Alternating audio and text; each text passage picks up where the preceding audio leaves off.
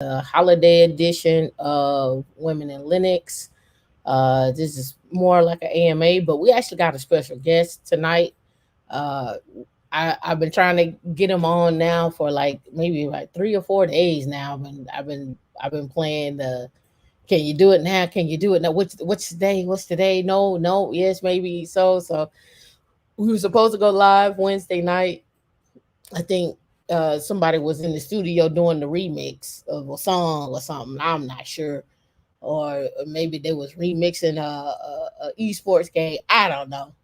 I don't know. I can't keep up with these celebrities in the tech industry, what they do, where they at. But nevertheless, you are here. Let's go ahead and start with our opening of Women in Linux, and then we'll roll into who we have as a guest to this evening. All right. So if you're not familiar with us, I'm Tam. D is in the background along with our guest. We are Women in Linux. This is womeninlinux.org. If you would like to connect with us anywhere on social media, you can connect with us on social media anywhere following at Women in Linux. If you see something else, no, that ain't us, but we're everywhere, Women in Linux. All right. So if you want to connect with us outside of this, if you hit connect will take you to sign up with your email address and you can join our Slack channel. And you must have the Slack app. But in our Slack channel, we have everything from, and we talk about everything from scholarships to training to uh, introducing you to recruiters, uh, different how to skill up, how to level up. Even our meetups are some of our meetups, and the information is posted there as well too. Speaking of Meetup, you can also find us on meetup.com/women in Linux. And if you prefer to have like a one-on-one session, you can also hit us up on Calendly, and Dee can drop the link for Calendly as well too in the chat, and you'll see it on your screen. And last but not least, if you well not last but not least, but if you want to shop, remember now it's still Christmas, but you can still get you something for before the New Year, before this everything ends. If you hit the shop on the web page, and then you click all products, you can see all the different merchandise that we do have, and also make it available for you and a loved one and so forth. We even have stuff for your pets, right? And again, here we go. Last but not least, if you want to donate, you don't have to donate with your money. You can donate with your time as well too. But if you feel like donating with your time is too much, donate to a good cause. It is a tax write-off. Who we are, I don't want to say picking ourselves up by the bootstrap, but everything we do is for you and the community. We try to give back as much as we can, and go from there. We hope that you enjoy what you see here. We hope that you enjoy what we're giving to you as well too. All right. So that was everything there. But now, try to run through that without breathing. All right. So who we have coming to the stage, like we at the club, but who we have coming to the stage is no other than Derek Watford. We just had a discussion like where in the world did we meet? We don't even remember, but we've been on the radio show here in Tampa twice. D has met out with Derek. I've met out with Derek. We've run into each other on a different occasions. We've done things together. We talk about doing an esports team, the whole nine. So I'm gonna bring up to the stage Derek Walford from High Point Gamer. This is his website as well too. We're trying to bring in, trying to end the year with a bang. We've seen the metaverse, we've seen NFTs, we've seen esports, we've seen people go public, we've seen people have coins, but from a high point gamer standpoint, what is going on in the esports realm? And we can even get into, I don't know if you're familiar with the robo race and all the cars and the racing and the gaming, and we just get into it. Derek, what's going on? Hey, I'm excited to be on. I'm glad we finally were able to sync up our calendars I and mean, get me when on the you show. when you when you remixing late at night in the studio, what are we doing? I'm trying to So we have some college athletes as well on our roster, and so I was coordinating all of them in town at the same time so I can get photo shooting content. When you're dealing with collegiate athletes, like when they're in season, you really can't do anything with them from a content standpoint unless you're right there in whatever town and city that they're going to school at. So I try to get them when they're here in town with me to capture all the content I need to produce for when they're not available. Gotcha. So, I mean, man, it's been what, a year, 2 years? It seems like it's been longer than that. I know, We, man. we, we've been we've been We see each BSing other on on connecting. LinkedIn. Yeah, we see each other on LinkedIn all the time, but just to connect, like we haven't even connected, and we in the same city. Well, I know there was that period of time when you were on the go a lot. So you were like, Yep, oh, we well, was she's doing in town. conferences. Like, no, I'm not in town. Like, dang. conferences, and then I moved around a little bit, went back up to DC for a little bit. But tell me, Okay. what's been going on with you, uh, even from an esports standpoint. Let's back up. How was your health? How were you through 2020 I was, with hey, everything? I'm an introvert, so I was enjoying that quarantining and not needing to be around people and conducting business over Zoom. Though the Zoom thing was a little testy because in the beginning people wanted to Zoom you to death, where you're like meeting after meeting after meeting after meeting, and I had to set my calendar up like, nah, no meetings on Fridays, none on Wednesday, etc. So Got you. it wasn't too bad, but I will say that um there's been a lot of death, you know what I mean? Like to deal with that. And Yep. and as a entrepreneur, you're also trying to challenge of building things Navigating. for your legacy and whatever your dreams and aspirations are. But you're also trying to be there for the individuals in your life that you care about or that are going through things. And so that balance, at oftentimes becomes challenging. Right. Now, with that being said, moving forward, we're glad you're still here. I'm I'm glad glad too. I'm you're glad y'all are still here. still glad you're still here. Now, esports. Now we talked off camera about the 3,000 square feet, which we didn't know about, and I might have missed it in the Tampa Bay Business Journal. I try to keep abreast with Hey, Tampa Bay, events. shout out to Tampa Bay Business Journal. They definitely try to keep a Yeah, pulse of what's going on in the city. So we've partnered with the Skill Center. The Skill Center is a youth sports facility. They're moving locations to where they're taking over. It's like a 90,000 square feet development where you're going to have multiple like basketball courts, soccer. So they use sports to teach life skills to kids. That's their main premise. got you. And we were able to help them secure a 8 to 80 zone. And an Hmm. 8 to 80 zone is Jerry Rice and Steve Young Foundation, where they were going around gifting esports facilities to underrepresented communities where they had Super Bowl locations at.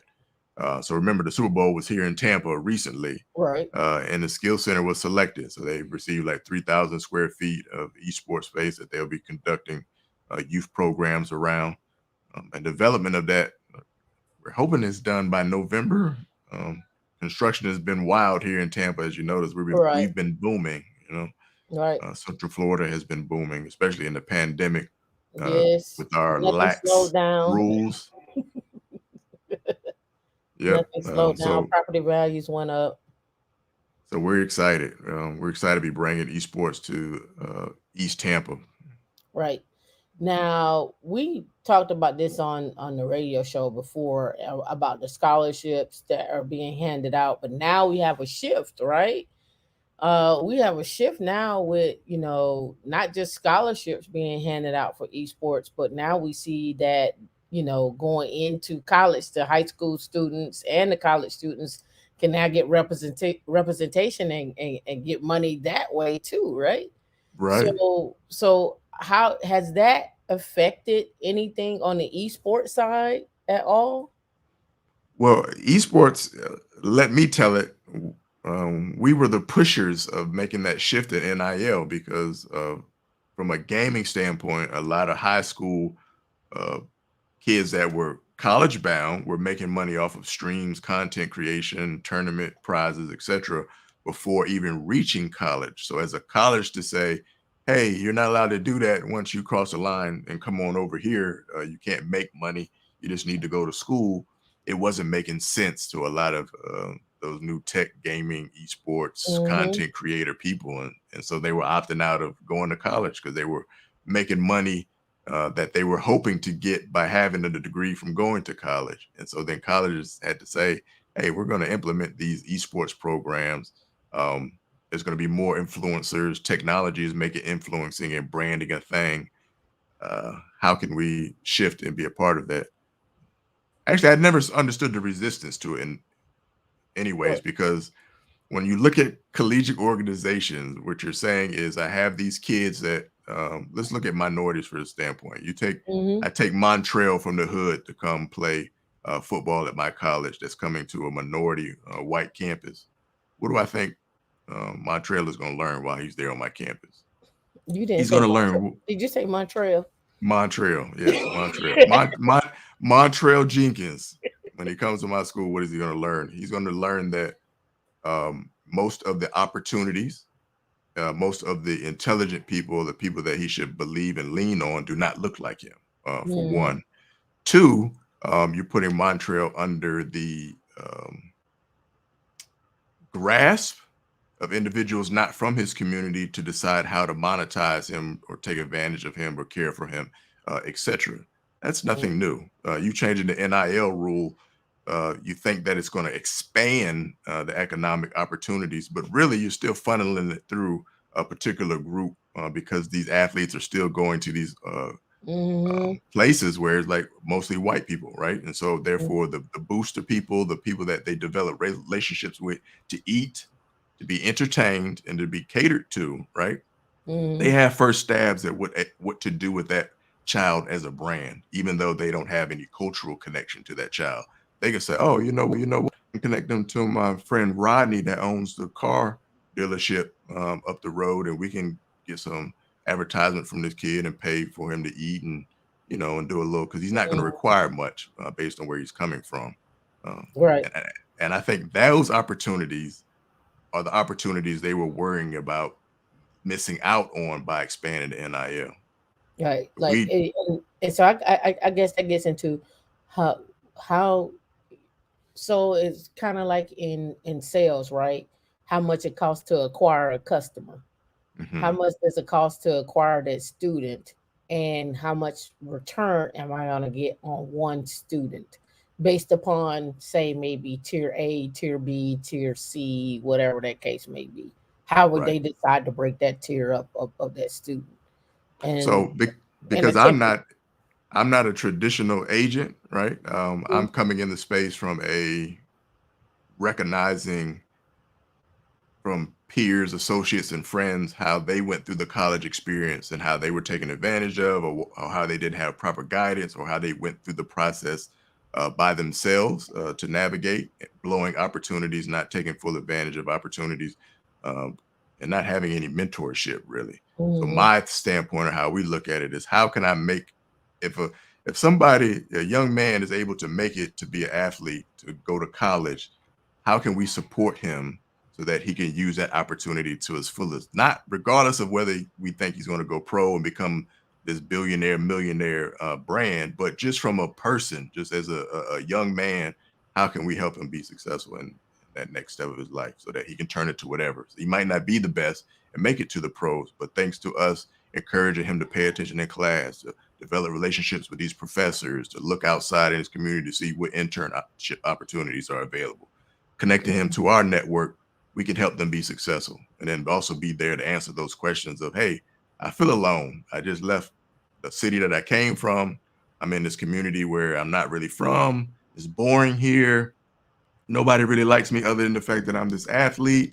People trying to take advantage of me. I got to watch my hormones around girls. And I don't understand any of this because the home that I might come from Mm-hmm. are filled with individuals that can support me in this next phase of my life. Yeah, the village, Yeah, right? the village. The village that you come from, where you can go blow off some steam, where somebody can catch you before you do something wrong, or they know the temperament of the family the dynamic of that family and why you are that way and so forth and so on, right? And just having that understanding. And I think that exists, um, not just, I don't want to say in tech, but I mean I think just exists in company. And when when the word culture fit comes up, right? Mhm. That's what I think. Um, that word doesn't make sense to me, because it's like if I that had to give you my culture fit or what that looked like, you would be totally uh absent. You would be totally, I don't want to say absent, but ignorant to the fact, because you just don't know. That's not your world that you seen. You didn't come from getting up in the morning with your grandmother at 5 o'clock in the morning because she getting ready to cook breakfast, and you need to be out of the bed by 8 o'clock, because she gonna start cussing you out. you know And that that's real. that world. All right, so now kudos to you for that, right? For getting the esports going in. But where's Tampa at with esports? I know there was, I've been ignorant to it because I just haven't been keeping up with esports in Tampa in so long like I used to. I used to have, I used to be at all the events, but when you start traveling and stuff, you can't be at all the events, or But what is Right. going on with esports in Tampa? And then give give it to me from a collegiate perspective, I guess, if you want to look at it a collegiate perspective. It don't have to be collegiate, but high school to collegiate, let's say that. Well, definitely the conversation is way different about esports than when we first came on the scene talking about it. I remember when we first started out, I was going to those school board meetings and I was trying to, hey, esports, we need to get that somehow in our school. And once I mentioned video games, how like the powers that be would gloss over, like, get this guy out of here. What is he talking about video games for? To Right. now, really implementing programs and having programs going on at the high school level is not rare to find, Hmm. as well as on the collegiate level. Places like USF, UT, Florida Polytech, they've really taken it serious by implementing either esports facilities, teams, programs, curriculums, etc. So I've Right. definitely seen the growth in our region. And also there's one new esports facility that opened up on Kennedy, like Okay. down close to downtown, But nothing in 5,000 St. Pete, huh? 5,000 square feet. Not St. Pete yet. Not yet. Not yet. Opportunities are there, right? Yeah. The challenge that we have in our region is excited about everyone coming to our region. They're Hmm. not putting that same enthusiasm towards the individuals that have already been here Yep. doing the work. Yep. Yeah. So yeah, I know about the Innovation Center. Got invited out for that. Been talking to people about that. Also, we know Kathy Wood is coming down.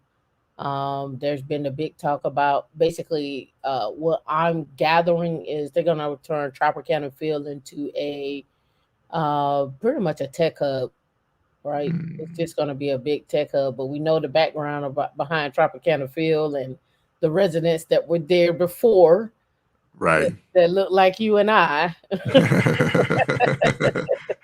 uh, and what that lends toward. And I still get on my horn about, like, look, here's these opportunities in tech where we need to be in, right? We need to be at the innovation meeting. Like, who's putting those together?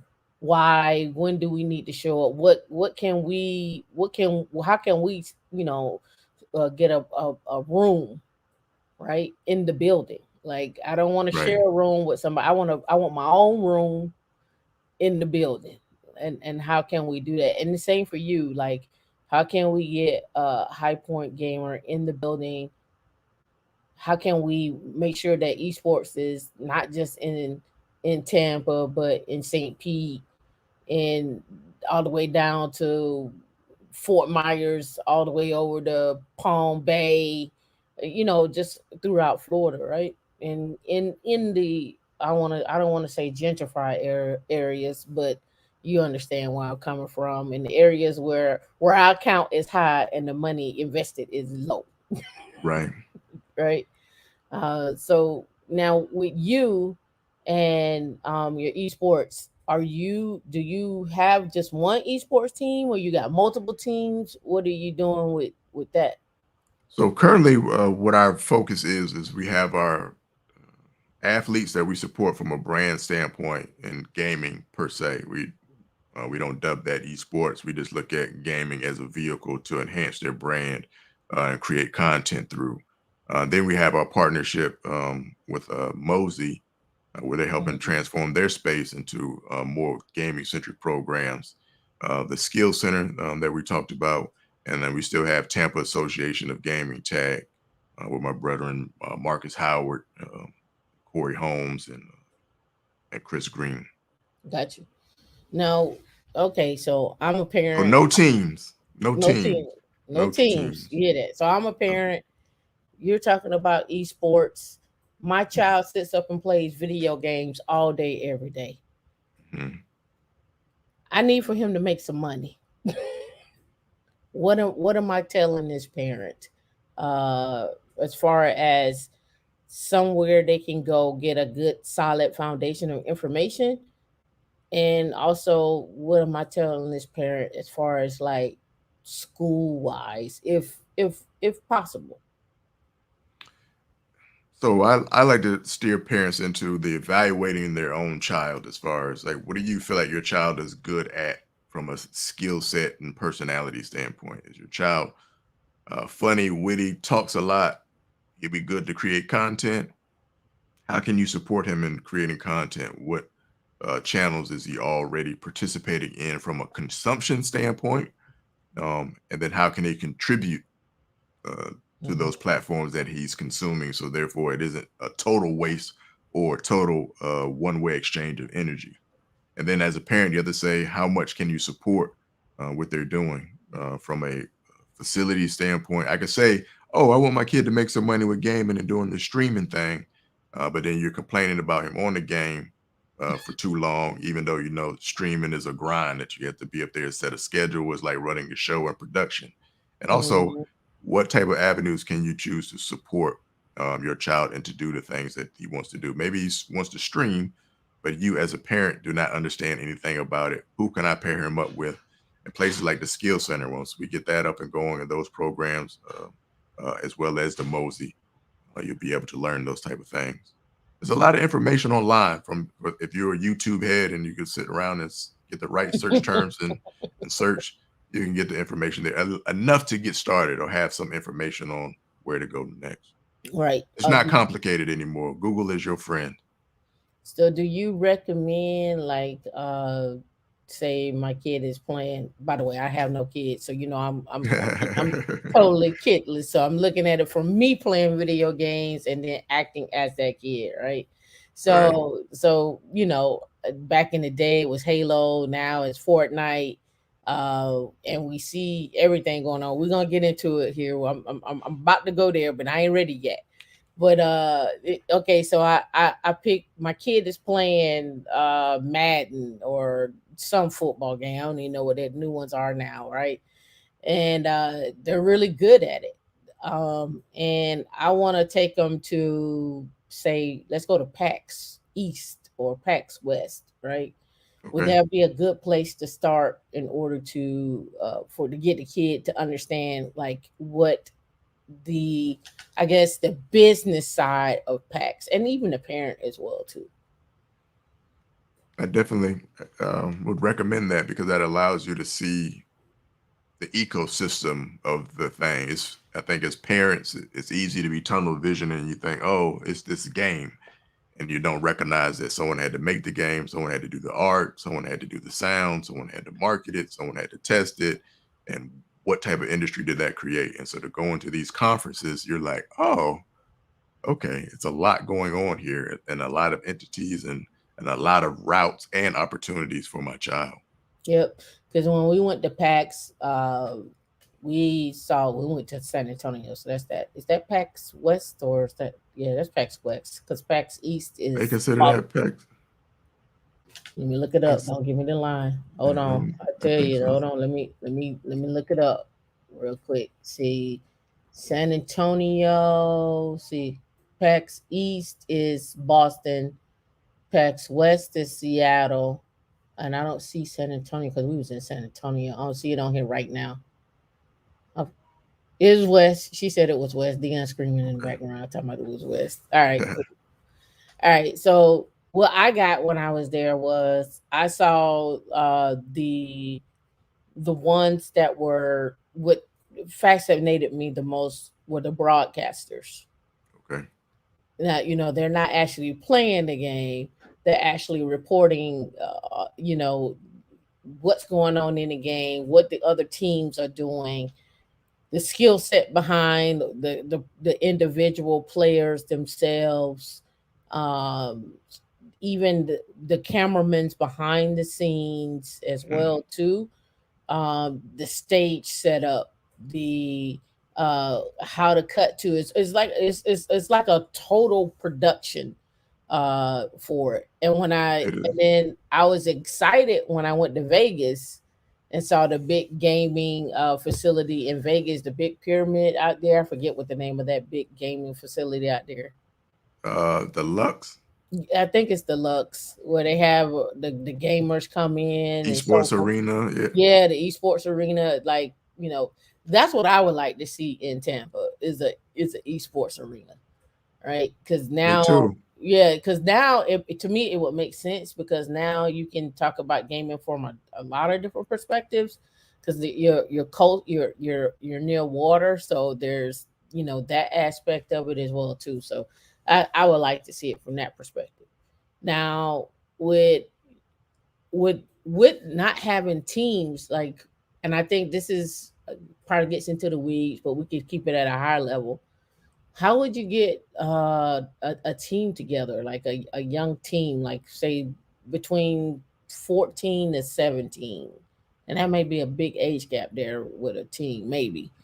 But how would you formulate a team? Like what would one start with? Um, well, in most games that require teams, esports teams, if everyone's playing the same game, like a Call of Hmm. Duty, most individuals that are good on those games already have their team set or that Right. they enjoy working with or currently playing with. So that would be a easy pool to pull from. You find one person and they can grab the other five people or four people and they have a team. Or you can hold tryouts, announce those, give us some promo, say you want to hold tryouts for a certain game, Hmm. and you have people come out and you build based off of that. That allows you to establish your initial pool of competitors. And then after Hmm. you run a couple competitions, those competitions then will cycle in the next form for you to then um, Right. curate from there. Right. Now, when we are looking at all this, we hear all about it all the time. Metaverse. Metaverse, metaverse, metaverse, right? Right. So what is esports looking like in metaverse? Now I know we got Fortnite in there, we got concerts in the metaverse, but what are we looking like on the esports side? Because I got my Oculus right here, so I'm ready.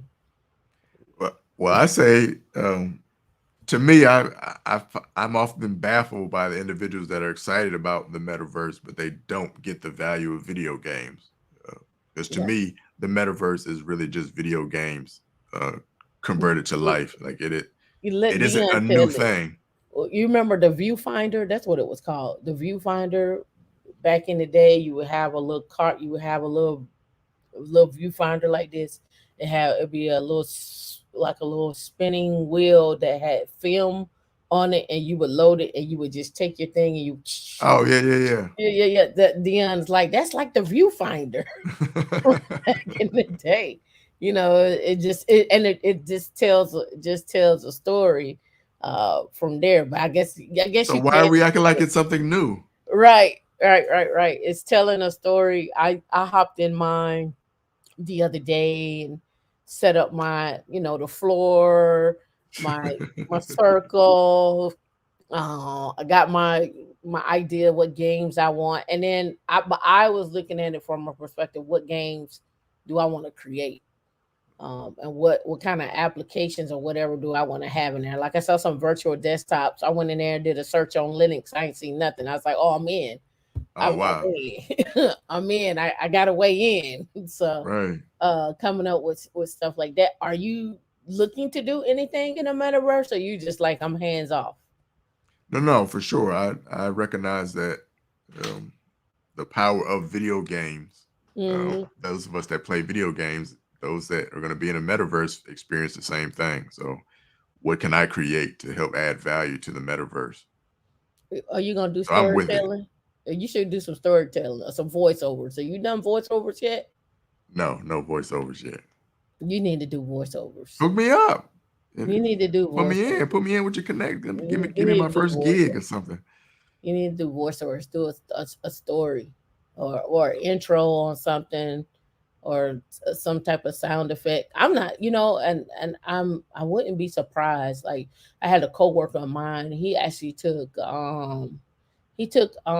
voiceover classes Okay. to start doing children's books. He going from cybersecurity to doing children's book. He's like, that's his Oh, wow. retirement plan, is to just do that. And I was like, okay.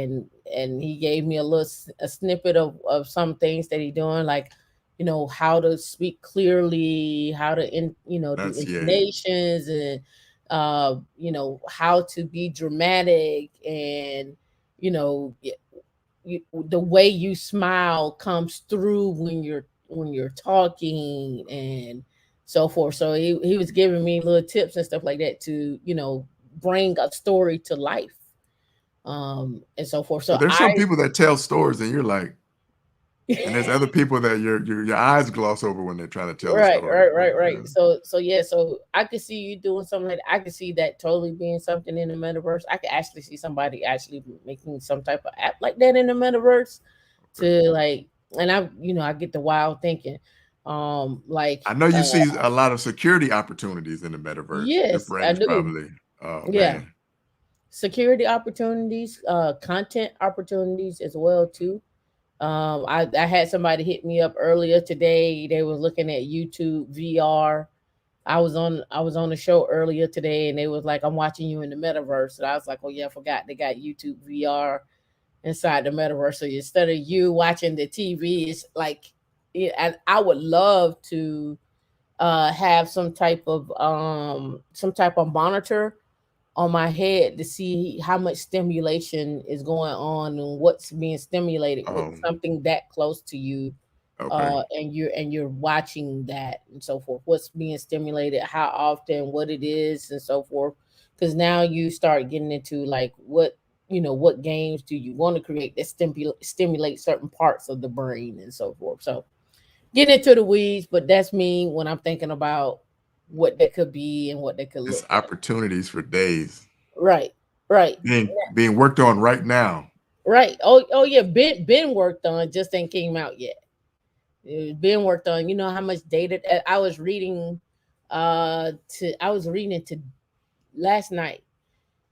TikTok has generated more incoming data than Google. Wow, really? Yep, I gotta pull up my notes. And I was And I imagine Google is doing a ton. yeah, Google's doing a ton, and maybe it's this little website that I had found. Let me pull it up so we can get the right context. I like to have the right context, not what I thought they said, but the right context on it. Let me see.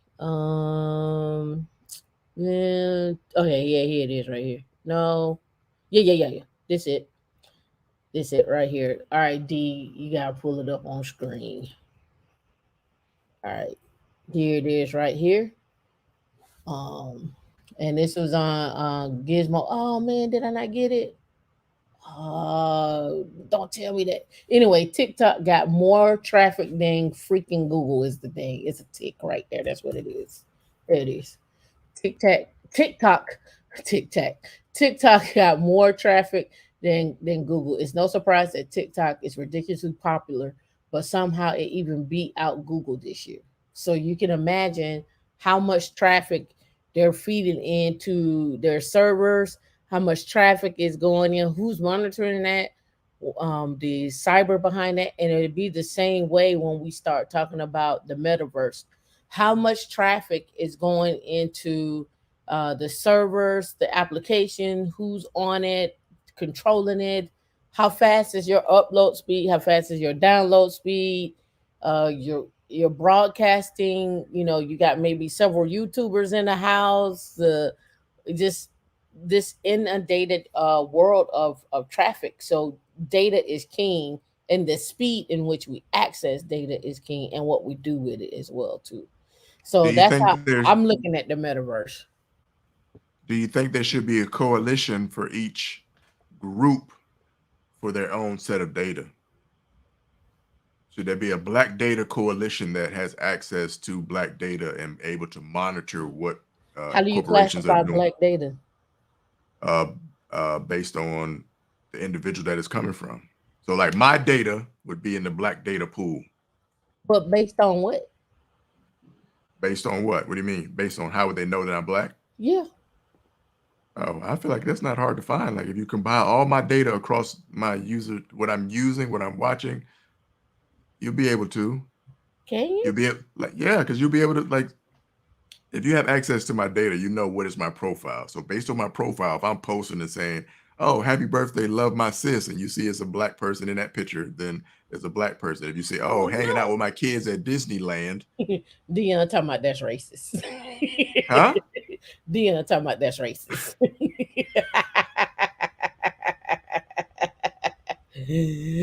I don't know. How do you classify my data as black?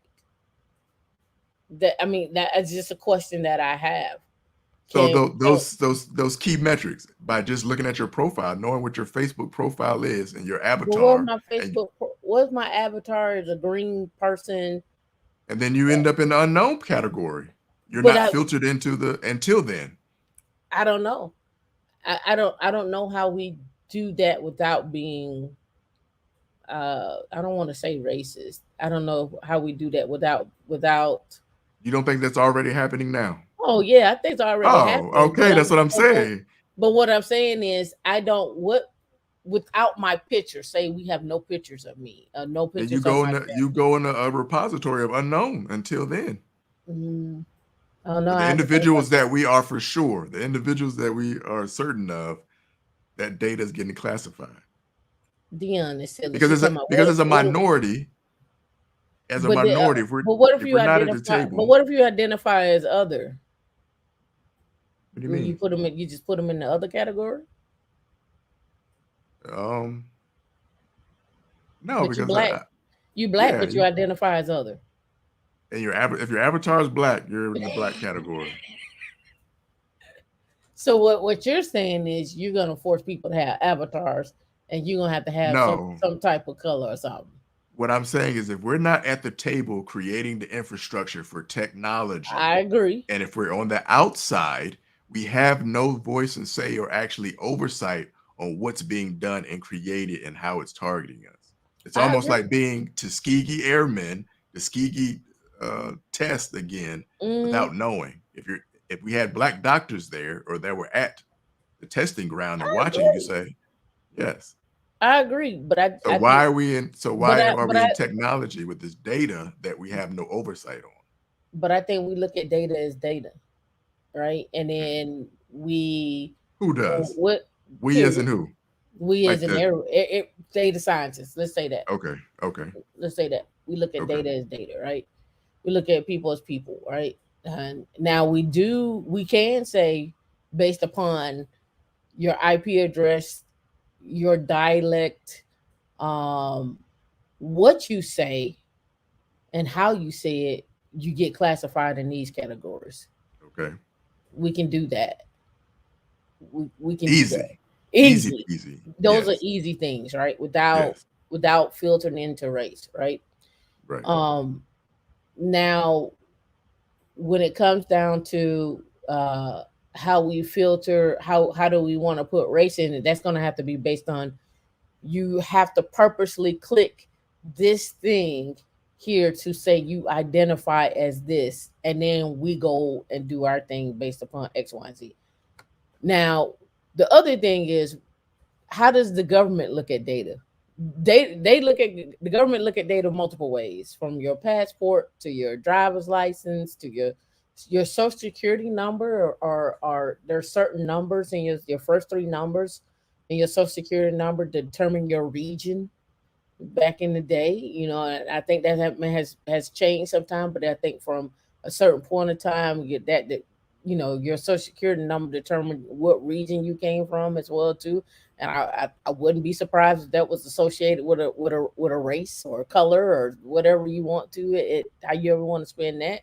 But I think honestly we have to get away from, and it's never gonna happen, get away from the classification of by race, and just if we want to be real about it, if we want to be real about it, because what happens with us on the other end of this is, when it comes down to, hey, we need to test X, Y, and Z, who's sitting in the room to test it? It's not us.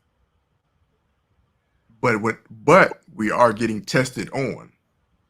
We do get tested on, Yes. sometimes voluntarily and involuntarily. Involuntarily, right? And so if there's no oversight and we're not in the room, how do we even know we're being tested? And what is the results of those tests?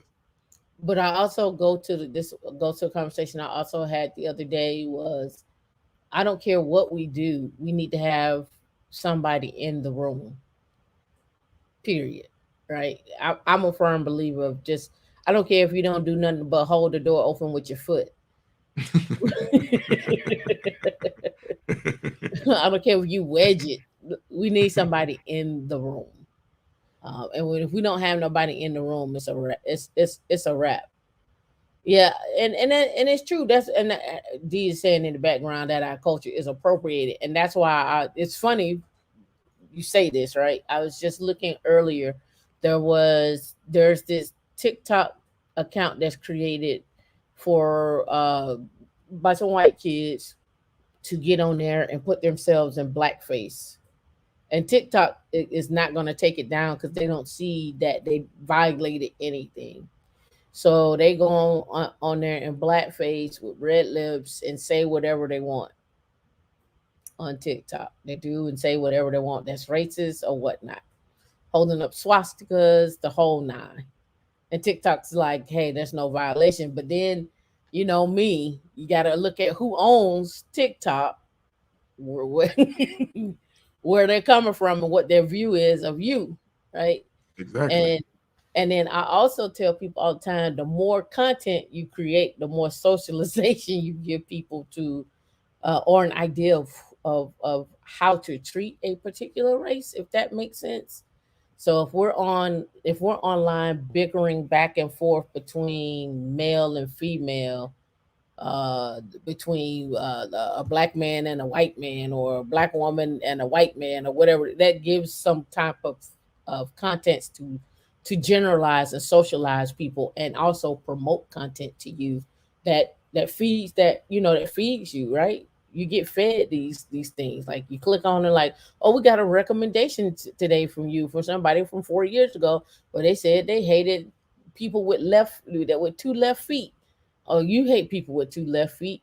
I'm going to feed you everything about people with two left feet every single day, every single hour, every time you refresh. You're going to get that content. So you start building up that content around, I hate people with two left feet, right? And that happens with us. We do get experimented on. The question is, what are we going to do to change the experiment? Even though we may not be in the room, what are we going to do to not negatively feed the algorithm? How do we prevent that? I think we have more control there than we do in the rooms. Um, and that's sad. That's sad. We're on this technology shift of where you're literally able to make anything digitally. Like NFTs, Web 2.0, Web 3.0, Oculus. Like none of these things are technically real things. Somebody else made them. A team of people got Hmm. together, made it, and now it's a thing that we're on. And I think that is the problem for our culture, is that we've reached this point where we're enlightened enough to know and get information about what's happening, what's coming, what the future holds, but we really haven't begun to be bold enough to say, who cares if y'all are getting on Oculus? Because we decided that based on how we see technology, we're gonna make the Oppo and into something totally different over here and not worry about, well, let me learn how to do Unity because I see everyone's doing Unity and they're doing Unreal to be a part of a system that we're not included in. Well, We're what not you're looking empowered to for, that yet. what you're looking for is the leadership in creation, Yes, the leadership in creation right? Not be the leadership on what is and already learning, there, the right? leadership in learning. Right, right. You want the leadership in creation. Yes, What? Yeah, and that is a conversation that actually we've had. I actually had with somebody, like somebody asked me the other day, who created Java, who created Rust, who created this, and the question came up a while ago is, what programming language have Black people created? is is there? The only thing that came close to it was the Bash Shell by Brian Fox. He created that. He created the Bash Shell, so I'm assuming he created Bash scripting. But I don't know if we've ever created our own language. We've created our own. Um, I've seen us create some computers. I don't know about the operating system itself. Have we created that, or and it's never taken off to a mass adoption? Right. But as far as us creating our own programming language, I haven't seen that. Agreed. So I don't know when does that take off? What makes a person create a programming language? Rust just came about here recently. So how do you look at the creation of something as a template, right? Go look at all the creations of all the programming languages, give a template of that, and then spawn off and create your own. How long will it take to make adoption? What will be a good use case for it? How can you get funding around it? How can you show that it is this, right? I don't know. And Dee was like in the background. She said they might have been hijacked. How many years later we found out that the creators of Adventures were Black? That's true. So the creators and inventions were Black isn't the same as us creating our own thing. Well, yes and no. So here's why I say creators is the same. When I look at the guy from was it Jack Daniels, Right. right? That was his own thing. That wasn't theirs. That was something they consumed and made it Hmm. to appear as their own. So that's what I say, that was something that was created. Okay. The creator of was it is it the hot iron, uh, to iron your to iron your flat iron, not flat iron your hair, but to iron your hair. Is that the right word? That's not Flat iron. iron, curl it, whatever. The No, hot the comb. stove, the hot comb, Yeah, hot comb. Okay. right? That would be something that was created to me. Like that's a create Yes. like we forged this in and welded, make sure it got hot. Like literally, like, you know what I Yes. mean? Yes. Like it wasn't like the hot combs or the things that with the cheat iron and stuff. We no literally Right. it was a hot comb. It was a hot Agreed. comb, right? That was created from nothing to something that was used and continued to evolve over time. If we want to look at it that way. But I don't To know. I solve don't. the problem It did for solve a problem. assimilation. Yeah, it solved the problem for. It solved the problem not for assimilation. I don't. I won't say that. I say it solved the problem because we got tired of doing hair every day. That's what I'm gonna go with. Okay. I'm not gonna say it solved the problem for assimilation. Okay. I would put that on a perm. Okay. I would put that on a perm. I would say, hey, it's easier for me to maintain my hair this way if I just straighten it. I don't know. I don't know what the when the person came up with the hot comb, was it D said it was a actual African technique. Oh, D's in the background. So she said it's an African technique. She said she reading that from the wiki. So okay. I'm going with that. So so but I don't want to I'll put perm on a simulation. So let me ask you, how far away do you think we are from being empowered to create? Or do you think the technology train and infrastructure is too far ahead for us to not need to plug into anything existing to exist? The, it's twofold. I think we're not too far ahead because there's still holes and gaps inside of our community that we have to fix that nobody else is ever going to fix that. Okay. But I don't see a reason why we couldn't use what's already there to create something new, if that makes 'Cause sense.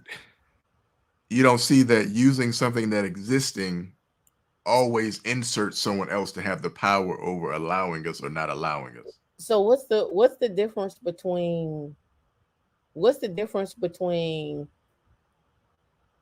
texting and Clubhouse? Well, a phone and Clubhouse, or I think Dion was saying a radio and Club. What's the difference? What makes Clubhouse so special? We did. We use Our it, cool. Our cool made it cool. Just like but everything. what is special about Clubhouse? You get on there, you get in a room and y'all talk to each other. It's to me it's So the internet three-way. That's all it is. right. So Right. that's but there's nothing that stands out that's spectacular about it, right? You link your Instagram or your profiles up and people follow you and they hit you up or something like that, or you hold a room or whatever. I mean, but I just don't Dion call it the party line. But I Yeah, don't it is a see part but I don't line. see what again they used I think they're on AWS. So they use some cloud technology to create an app that has an interface for you to just carry your voice over the internet, Okay. right? Right. I don't but again they made money from that. They made billions from that.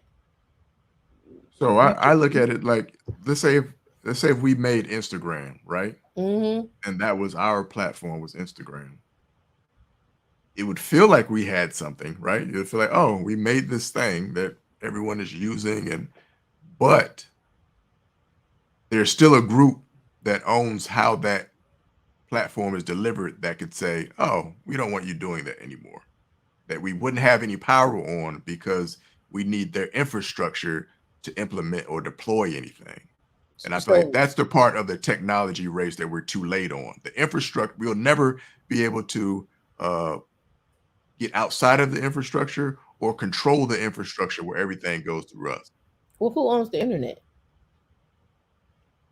I know that I don't know any black people that could shut it down, Right. Who owns the but I'm internet? sure Right. there's a white person that could probably shut down a website and get a website deleted, taken down, or app deleted or taken down if he wanted to. But that's what I'm saying. Like we're digging into the fact of like, okay, if we created our own, we're still relying upon somebody else's infrastructure, Always gonna dip right, right? always. Even down to the fact of even owning the land, we really don't necessarily fully outright own it if you don't pay the taxes, right? You Right. still got to pay the taxes on it, right? You own it, but you still got property taxes that you need You to own it, but pay. there's still a mechanism that can come take it from you if they Right, actually really wanted to. right. So I don't. So again, I don't think that ever goes away with being black, even in tech. but it doesn't mean that we can't create, No, it does not mean that we cannot create, right? It doesn't but mean it there. but it does mean that we did miss the opportunity to be free. I don't know if we missed the opportunity to be free. Okay. Define free. Free means where you're able to make your own ideas come to life or not come to life based on how you see fit, and someone can't impede on that. So you don't think that? So you don't think? Let's ask this. Let's look at it this from this way. Do you think um, Mark Zuckerberg is free?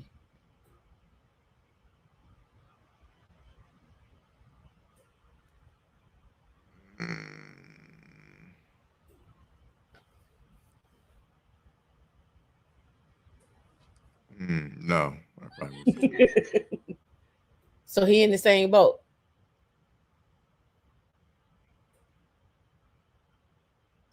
Yes, but there's someone that looks like him. Like someone that doesn't look like him can't stop him from doing whatever he chooses to do.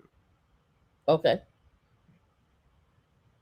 But someone that doesn't look like him can shut down his data centers. If they were rogue enough, they could. And that's from a hacking standpoint, but I get what you're saying. Okay.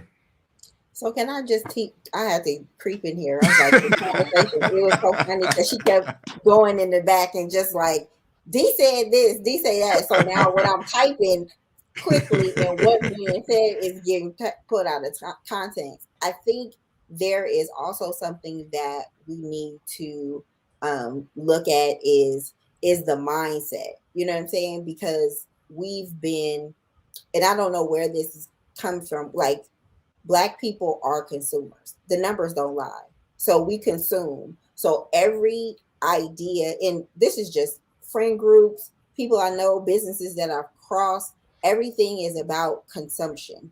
Even when I look at business incubators, it is about shopping, it's about beauty, it's about, things that we consume. There's never really any high tech ideas that are there. So it's like, you know, the conversation that goes back and forth is what is the infrastructure that we're creating for ourselves to make these ideas possible? Because I got what Tam said, at the end of the day, our stack is going to be hosted on AWS or, like what are we doing? What data centers do we have to house our own information? Why do we have to be beholden to someone else? Who is in those data centers manning that? Because technically it's our own private cloud. So how do we basically build our stuff from the ground up and say now that we control this? We don't have to go to these different platforms, and platforms are vehicles.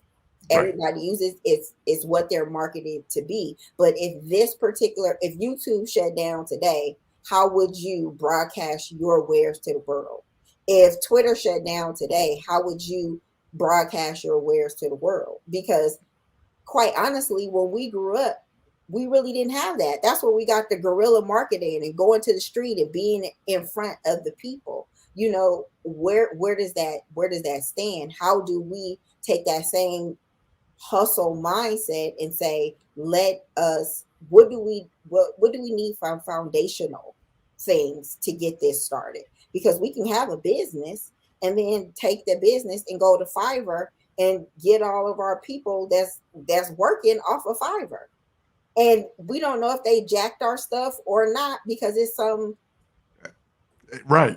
people over in somewhere, Pakistan, Uzbekistan, India, somewhere. We just don't know. Don't know. And so I think what happens is what we don't know is costing us.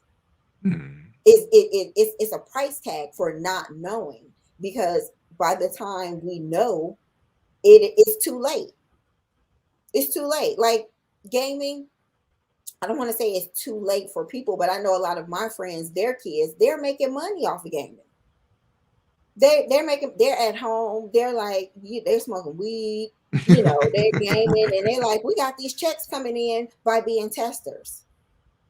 We just testing, we at home, I'm paying the rent, I'm doing these things, like they don't have to worry about me. However, it is a mind shift on where do we start in the puzzle. Right. Where do we start? Like, are we going to, are we hopping on code because that's what we hear? that's what we're being marketed for? Or do we say, okay, let's drill down what's beneath that? Because like the Matrix, what's behind that? What's behind that? What's and then what's behind behind that? what is behind that? Because I mean, for us, women in Linux is infrastructure. That's the foundation. That's the house. You know, everything lives in this house. So how are you building your house? If you're going to build a house and you're saying, well, shoot, I'm gonna start with the roof first. Well, shit, you didn't already lost. What you holding your roof up on? Well, you can't start with the roof. Right. That's not how you build a house. You need to start with the foundation. And so do you think we're too late? I don't think we are too late. I think we need to be redirected. All right. And because people and just by our experience, my experience is that, and it's a shame, even with videos, because we have all these videos that we go ahead and put together. And at first our complaint was people don't read. People don't read. And I can't say it's just our people, because I just read an article about a professor having a syllabus and he hid like $50 in a locker and nobody read the syllabus all that year. And he went to the locker and the $50 was still in there. So people don't even watch the videos. Just to think with YouTube now, it's like, okay, we have this video, we put this video out, then YouTube was like, okay, now we can give you chapters, because people don't even want to look at the content. They want to cherry pick where they go. They don't want to get the whole thing in chunks. People just want to know how to get to A to Z. All the B, C, D, E, and F, G is totally cut out. So it's just like, for us, it's always about, where's your mind at? Where's your mental at to be able to go ahead and tackle that? Because people want a straight shot. I like this and I want to go here. Well, first of all, you don't even know if you like it. You ain't read nothing about it. You didn't do any research about it. It looks glamorous, but it takes work. You're not going to get 20 years worth of experience in 3 weeks. A YouTube video. In 3 weeks. Like you're just not going to do it. You know what I'm saying? So I don't think we're too late. I think we're misdirected. So how much of our resources and economic power are we wasting from that? So when you think of the boom in real estate, the boom in stocks.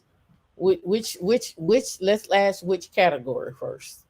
Right. You just talk about real estate and stocks. Are you talking about residential real estate? Right. I'm thinking about the individuals that, to your point, saw A to Z and said, oh, I can make some money in the real estate game, and went and got with somebody to flip some houses, but didn't understand, oh, I got to get an appraiser. Oh, you know what? I need to source, how much is it a square foot to even fix up a place? Oh, I need to find a contractor. Oh, I need to wait for stuff to get inspected, and lost a lot of money and resources because, as you said, they didn't do the process or understand the process in the middle. They jumped from A to Z, trying to make apps, trying to be in real estate, trying to flip stocks. You learn from your mistakes, so you're gonna lose money. But where does that money go? It goes out in the universe. It goes out. It's your education. It's your ad. No, do not say that. Yeah. It does not go out into the universe. You lost that money. It went to who you paid it to. But where does it go? To whoever you paid it to. What process you lost the money? It leaves our community. Because Maybe. the process is the infrastructure. But you don't know if it left your community, because you could have. I guarantee it. No, Pookie Ray in them. I can guarantee it. I can guarantee it left our community. But we don't know that. But we do know. No, we don't. We don't. No, but we don't know if the person got a property appraiser that was black. We don't know that. We are going to assume, for your sake of argument, that it. No. Let's say I went and got with someone to fix up the house, and I got my Uncle Pookie, right? Right. Did that money leave our community, or did that stay in my community because I gave it to Uncle Pookie to do the fixing? We don't know, because that's up to No, we do know, because Uncle Pookie had to go to Lowe's. Well, we don't know that though. We don't know. We don't know if he went to Lowe's. We don't know that. Well, We where else don't he's know gonna if go? we don't know if Pookie went to Lowe's or he got a friend with a lumber yard and he get it at a builder rate. We don't know unless Uncle Pookie told you I'm going to Lowe's. Because if I can't buy black, I buy local. So if I can't if I have a choice of going to Home Depot or the Ace Hardware down the street, I'm going to go to the Ace Hardware down the street because I know it's local and it's woman owned and it's in my neighborhood. Okay. You know what I'm saying? So but that's a philosophy for myself. Okay. If I can't buy black, I buy local. Okay. Period. So because it's still my neighborhood, it's still a convenience and convenience cost. Right? Right. So now that gets back into the conversation of now, of course, we're all the same age, right? So we grew up where young and successful. That's the age. What? Asian like fine wine over here, like great yak. You know what I'm saying? So we come from places, and you're not originally. We're all transplants here in Florida. Yeah, I'm from Virginia. So yeah. So for me growing up, and I think we talked about this on the last live, is that the cleaners that I went to growing up in San Francisco, California, it was the black cleaners. The corner store was the black corner store. The candy lady was the black candy lady that had a candy store, on the streets. The places that we were able to go, the restaurants and things of that nature, they were black owned at the time. Over the years, and it's cultural that people go, they have a business and they have this business and they want to pass it off to their kids, but they had that business so their kids can go to college. And their kids said, I don't want to be steaming clothes for the rest of my life. I want to go do something else. So they afforded their kids that opportunity. So when they wanted to retire, they end up selling those businesses, right? And so they became Asian owned or Pakistani owned or something of that nature. So now it is I can say it's nationwide, that exodus, where I know my mom, who was only maybe 64, 65, I remember when she moved out to the suburbs so that they will be able to afford a house. But that exodus to the suburbs put extra wear and tear on their quality of life, because from now you're used to moving and grooving in the city and it's taking 15 minutes, 20 minutes to get places, to now it's taking 2 hours going to and from where you stay just so that you can afford a home. And so now everybody's moved away from home. And now, what they say, white flight, they come back and now you're priced out. The same thing is going on here.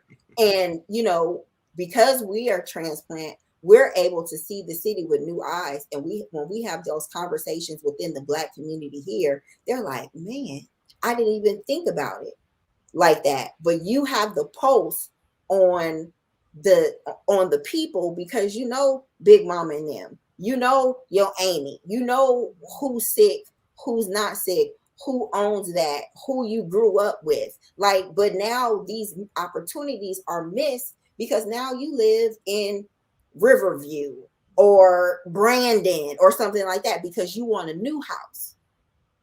And then you talk about these communities, and then when you come back, because you've left them and you come back and you see the changing, you're like, man, I can't even get back in.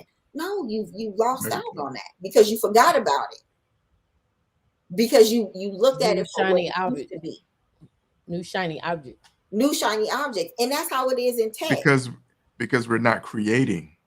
But not only that we're creating, we see, because we grow up in it, we never switch our mind to say, this is our community, and how am I going to give back to the community? It's a mindset. You have to go, and it's like your rose colored glasses, right? You go into something and you see potentially what it could be. For me, I always go into a situation optimistic. What is the difference between living over in Terra Verde or living over on the south side, or living in downtown St. Pete versus the south side? It's curb appeal. It's the same type of house. It's the same plot of land. However, when I drive down the street, the curb appeal is different. It can be the same raggedy house in the inside. But that great divide of Central Street from the Kirkwood neighborhood over to the other side, it's curb appeal. Property That preservation. it's property preservation. So it's like, how do you put that pride in the property back into the people? Yep. How do you put that pride that your grandmother worked hard, your grandfather, because a lot of times these are old people. I see them outside in their garden when I drive around, and they're holding on, but you get old, you get tired.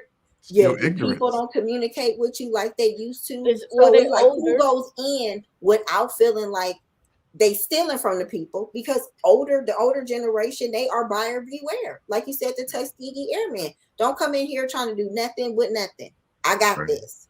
But your roof is falling in, and you probably need some new windows, but they don't know that the city will pay for those, for you to get some new windows. But they might not know the paperwork or have the time, but they at the church every Sunday paying their tithes. But the church, this is something that the church is not offering them. Right. You know what I'm saying? So it's just like, where does that energy come in to say, these are the things that can happen for the community? And the church and providing for the community, for me, is another different, that's a whole different show. You know what I'm saying? The church and communities. But that's what it is. It's a mind shift of, what do we need in order to compete with that? Because trust me, if my grandmother passed away and Barbara come in the neighborhood and buy this house, from the outside, the house is gonna look just like the other houses in the neighborhood, but she is going to fix up what's inside, and she's gonna be living in that same square footage and make that old house brand new on the inside. And then as the neighborhood change, that house on the exterior is going to change as well. You go over there, they got Florida weeds all around, how they do the property. You don't know what's going on back there. Totally different house. But if you're in real estate, you'll go to realtor.com, you'll go to Zillow and look inside those homes. Mm-hmm. But how do we do that? How do we get that? How do we tell people that, for them to not be afraid to use these resources? Because over time we have been bamboozled with a lot of these things. How do we get families to, that lots that have been in families, how do we tell them about lease holding, and for the young bloods to come in and say, these are the ideas that we have for the community, and this is how you can invest in that, and this is what your return is. But when we keep going into situations as consumers, because we have a consumer mind, we're never going to have a foundation, because we're just waiting on the end product. Yep. And the other part of that is, when we talk about the property preservation, one of the things that D and I had thought about was just getting a hitch, attaching it to the truck, putting the blower on there, putting a lawnmower on there, and just pull up and just cut it. Like, if you ain't gonna do it, we just gonna come over here and just cut it. Because there's no reason. You might not can do it. You might not can do it. Right. There's no reason for your property to look like that, and it doesn't have to look this way. We get because we got a lot. It's on the corner. We go over there. We cut it. People throw tires on it. They throw tires. Signs. Furniture. A vacant lot is work. Like, you got to watch over. The thing about it is, this is a lot that we did not fence up in your own neighborhood, because the lot on the corner, there's still kids in the neighborhood. So the park may be dangerous, but if you want to go out there and throw some balls or play baseball or just run, we keep it clean, and the other person keeps it clean, so it can be a safe green space within the neighborhood. But that's because I have pride in what's going on for that lot and what it could mean for the community. You know what I'm saying? So it's now, if we got to deal with the neighbors or somebody coming to drop their stuff off on the lot, now that's a mindset where you feel like your neighborhood where you stay is a trash box. where you feel like you can just dump some stuff off here and they don't care. That says a lot about the people in the community, the people who dump the stuff on there. Because it is no way I have pride in my stuff where I'm just gonna dump it out. Like that's like me sitting here smoking a cigarette and putting the ashes out on my carpet. That's a mindset. That's a mindset change. Like when they call it, when they say it's South St. Pete and it's the South Side. I know what they're talking about. I know what street makes the divide. However, it's still the same area. It's still the same, where it's just like, what's going on up here where you don't even have pride on where you lay your head? Because I grew up, I know the projects.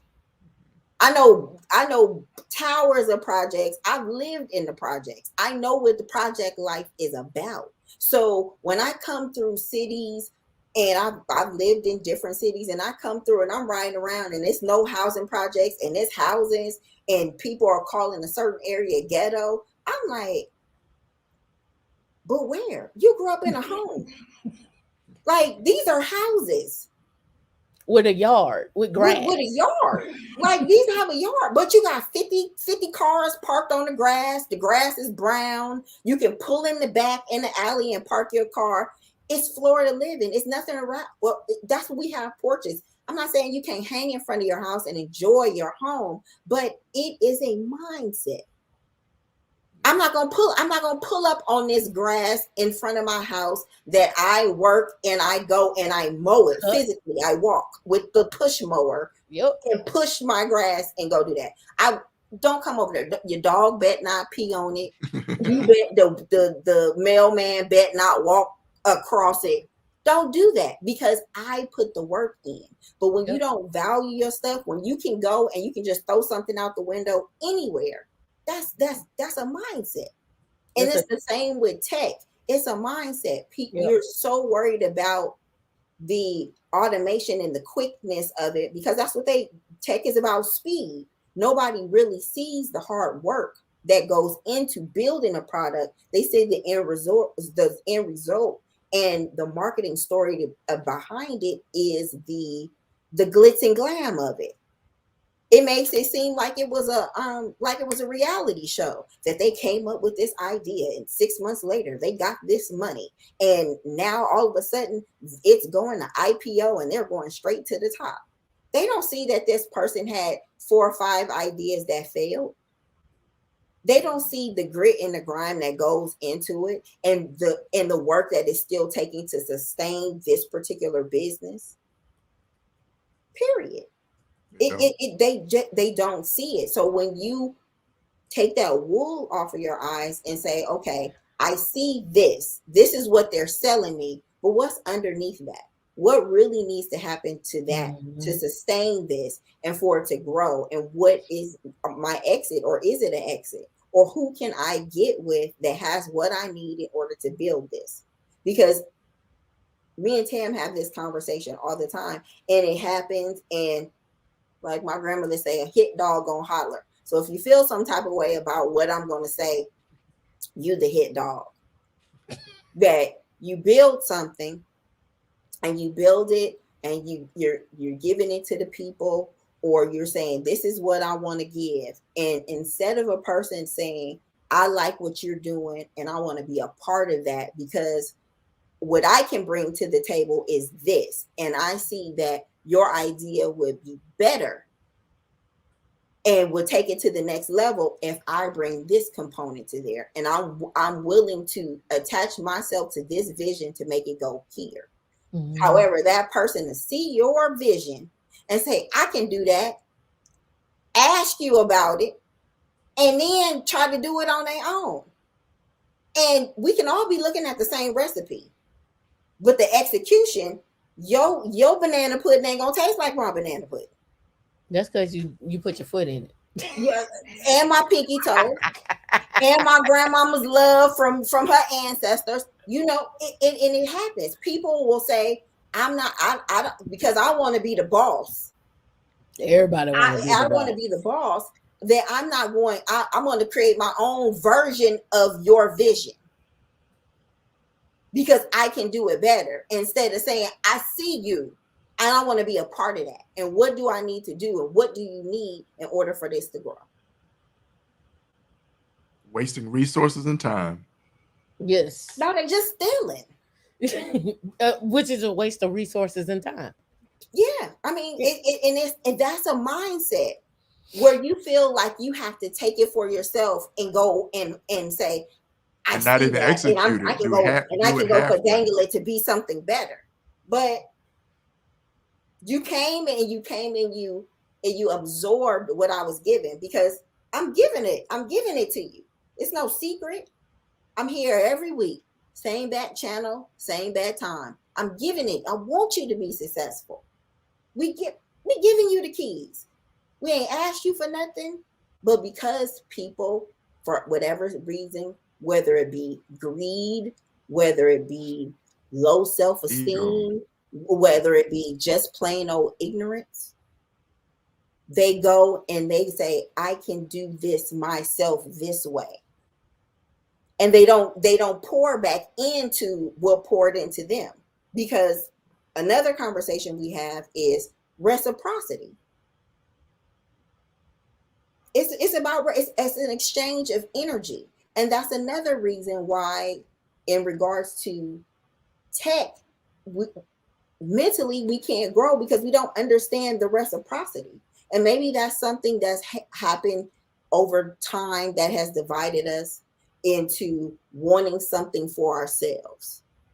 You know what I'm saying? And it's not wrong to have your little piece for yourselves, but we are greater together. If we have one mind, one vision, what we perform you just look at look how bees work. It's one queen.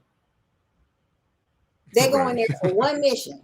Ants, one boss. Everybody want to be the boss. Don't nobody want to be a chief. Nobody want to be an Indian. You know what? I'll show up as an Indian any day. What you want me to do? Because I know in order for us to get the at the end of the rainbow, I can't do it up by myself. I'm gonna need Tamika. I'm gonna need Derek. What do we have to do? And if I'm slipping, I'm gonna tell you I'm slipping, and this is what I need in order to get over the hump. But there's times where we're in here and we're having high-tech conversations and everybody be silent because it's a fear that they're wrong. We're here to learn. You're gonna be wrong. You are wrong. And it's you wrong for not saying, because you're here to learn. You're here to learn. So if you are wrong, be wrong. It's okay. You're not gonna get it right the first time. And if you do, kudos to you for getting it right. But this is an environment, and it is sad, but people want to be always on, especially for Black people. We already know we got to jump twice as hard and leap and bound, and we got to come to the table already polished up and dressed up and packaged up, so people will know that at least we're serious. But Chad and them can go half step or be mediocre, and Chad and them can get a whole lot of money. How long you been? Ever since I've known you, you've been high point gamer. I'm seeing you grow. I'm seeing you move. But it's just like, what are those blockers? I'm pretty sure you got plenty stories to tell about what were those blockers in your way, and people that you thought were going to be good people end up being a blocker, because now you're talking to me to death. There's no momentum. There's no movement. So now you've wasted my time. You wasted my time. Hey, I don't know whether I want to write that book or not, because there'll be some people that are going to be salty with me, like, damn. Like I said, I was nice to you, Derek. You should write the book. Write the book. Yeah, you were nice to me, but you was bullshitting on resources. Right. And then that's another thing. Why are you hoarding the resources? Why are you hoarding the resources? If I'm your person and you want to see me win, why are you hoarding the resources? When I give somebody a resource, I give them a disclaimer. This is how I use this person. this person has come through me for me on A, B, C, or D. However, do your own due diligence because I don't want to get into that. So I use them in this capacity, and I'm going to give you this person's number, but don't double back on me. Like, do your work. Do your work. So, do you remember this happened to us, Derek, when we first started Women in Linux? We went and met out with two people here in Tampa to get funding, and we sat down. We was there for an hour, 2 hours Two black people. Yeah, I to know. eat. I know. It just came two black people, a male and a female. Yep. Somebody in tech, own company, own building, was Popping here. with government contracting and the whole nine. The other one Somebody was in banking that was a decision maker in banking. It could give up some money really easily.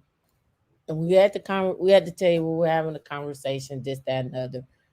And I give my perspective on why we should be going after getting more people into tech from an infrastructure perspective, dealing with Linux, dealing with the cloud, and so forth and so on, right? And they were like, no, you need to be looking at people from a cybersecurity perspective. I said it encompasses that, but I'm telling you, or I'm telling you what I'm seeing. I'm in it every single day, and I'm looking for people because people are reaching out to me and offering me $10,000 if I can find X, Y, and Z. I get that. I get those offers all the time. If you can find somebody to do this job, we'll give you 10,000. We could possibly give you 15. We'll give you $20,000 if you can find this person. We'll give that to you. Don't worry about it. We'll cut the check. And that's a referral fee. That's just a referral fee. So I'm telling these two people that, right?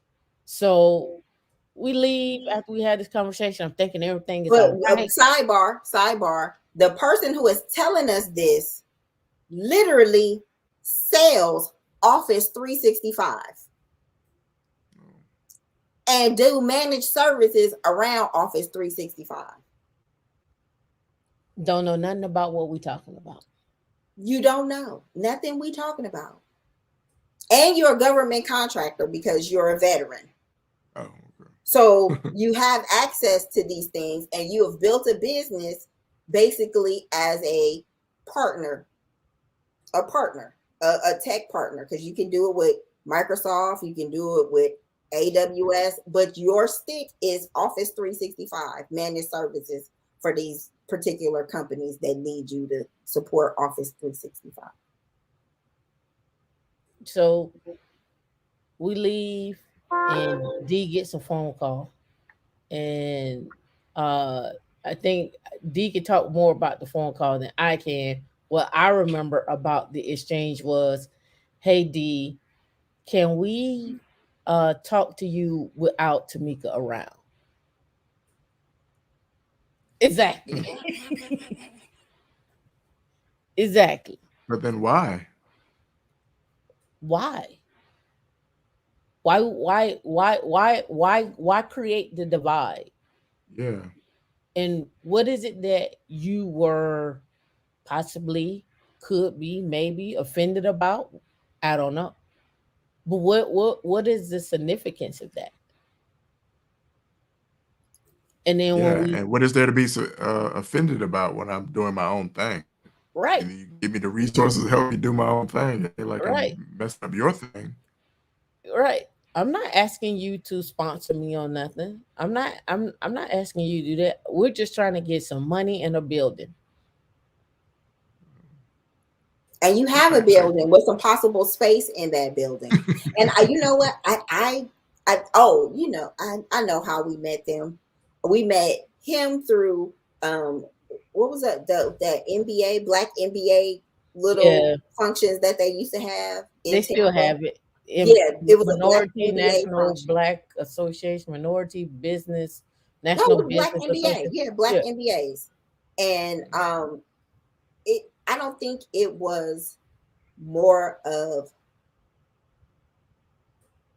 I can't say what it was, because at the end of the day, we're a team, and we and her are always going to be on the same page. So whether you talk to me or where you talk to her, when you see me, you see her. And when you see her, you see me. It is what it is. But that's the benefit of having a co-founder that shares your vision and we're on the same page. So whether I go or you go, or you feel that, you know, Tam she may be looking like a morsel that day. So she's going to get conversations and go into rooms that people like. I might be looking like a morsel that day, and they feel like, oh, that's somebody that I want to talk to. Or it just may be our dispositions, because we have different energy when we sit in a room. Even when we sit on this live, people say that I'm serious, I'm reserved, I don't smile, I don't do any of those things. And I look and I barely even talk. But for me, the platform was built for Tamika to be the visionary. I know how to be an Indian because I know what I do. I know what I bring to the table. I'm secure in my position. You know what I'm saying? So right. when people don't know, or they have their own agendas, if you're not mentally okay, you're going to be infiltrated. You know what I'm saying? You're easily influenced if That's you what are happened to not on the Malcolm same X. page. You know what I'm saying? And for me is, you have something I need. If I'm the person that you want to talk to, I'm going to show up, because at the end of the day, it benefits us both. It benefits the mission. Sometimes personalities don't gel. At that time, he might have felt that she was outspoken and more vocal, because at that particular time, I was new in tech.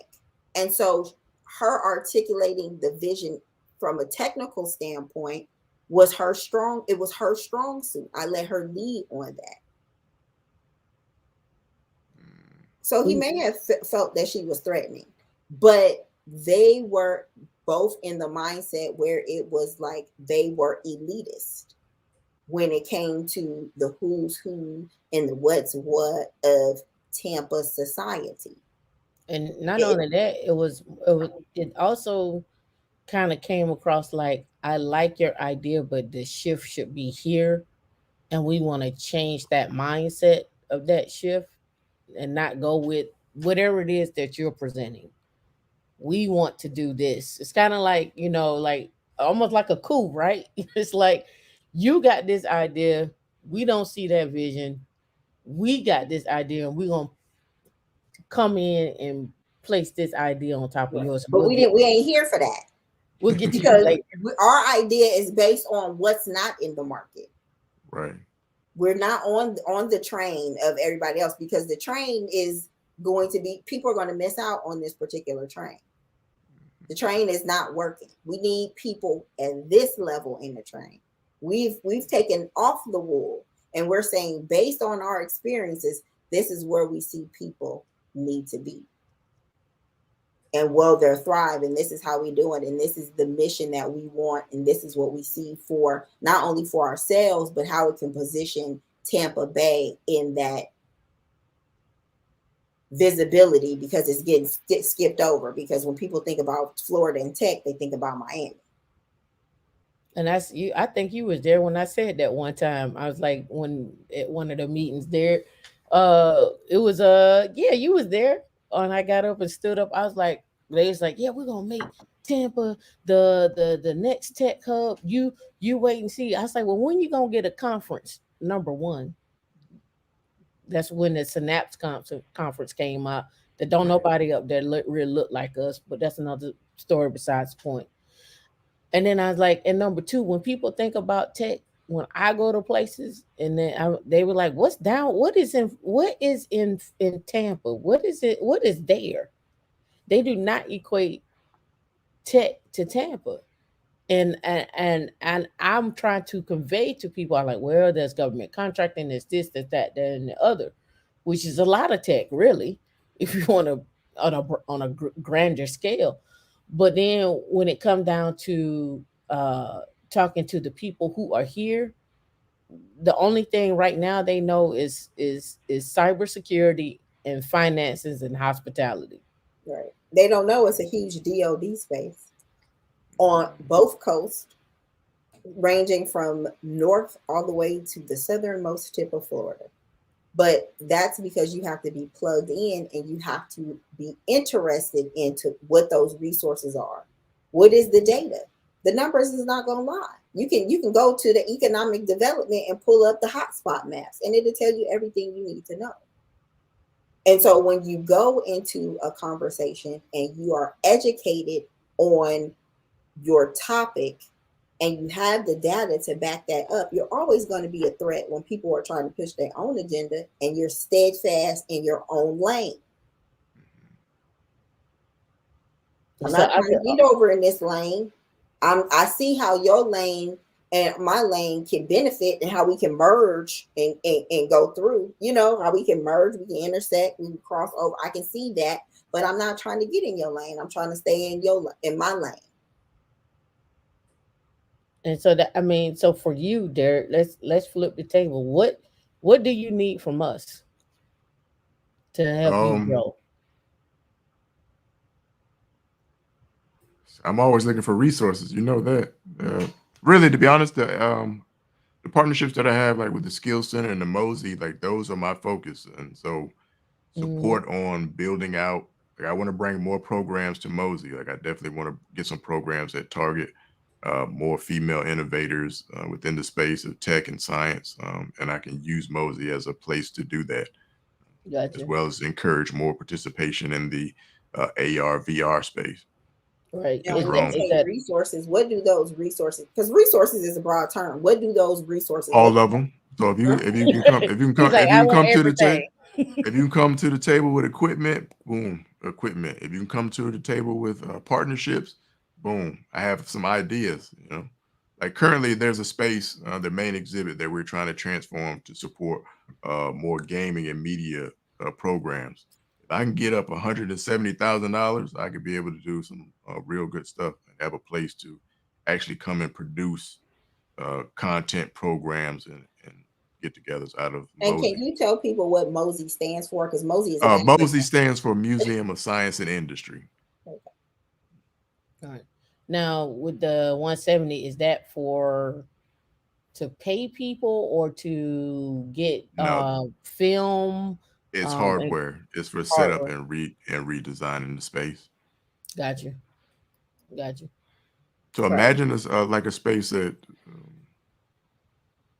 Trying to think, what is it? Have you guys been to Diamond View in Tampa and University Mall?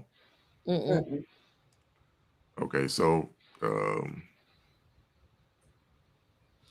is it imagine a place that got a big LED walls where we can have our own little fireside chats and conferences and same thing that we were talking about doing?